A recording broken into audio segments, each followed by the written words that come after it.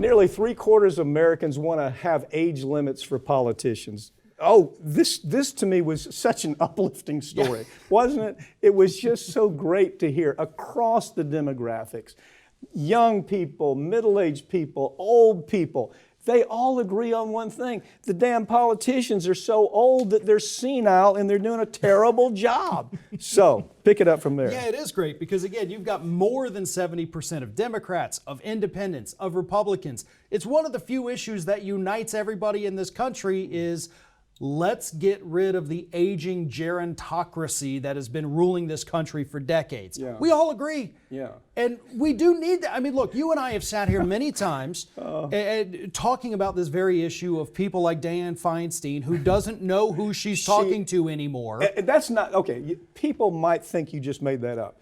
That you didn't. Right. There's report after report where Feinstein is talking to somebody she's known her entire life for decades. and does not know who she's talking to. She will stop and introduce herself in the middle of a conversation with somebody she's known for 30 years. Yeah, or whether it's Pelosi or where, I mean, just go down the list. It's for some reason, and I think it has to do with the way the Democratic organization works. It's worse in the Democratic organization. The numbers are much, much worse because it's like the story we just did on Podesta. You just hang on. All you got to do is hang on, and we're going to run you for president. Hang on, and you're going to be Secretary of State. It seems to be, well, it's statistically worse with the Democrats. Not to say that the Republicans don't have a bunch of old codgers, but I mean Maxine Waters, Pelosi, Schumer, Feinstein, our president. It goes on. We're talking about people in their 80s. Yeah. We're talking about people that are way, way overdue to go home. Well, exactly. And the Republicans have actually been doing, to their credit, a good job of getting younger people. Like, who are the rising stars in the Republican Party today? Dan Crenshaw, Matt Gaetz, Lauren Boebert, Marjorie Taylor Greene. These are all people who are under middle age. You might not like them. Right.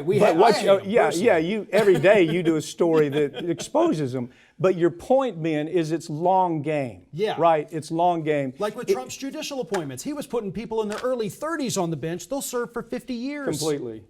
But they understand it in a way the Democrats do not. Yeah, and I mean, when they drill down, it's not that they're just old. They think the people are old, they're senile, they're ineffective, and they're doing this country harm. That's when you read those numbers, that's what we're talking about here, right? And I agree with them 100%. Farron, thanks for joining me, okay? Thank you.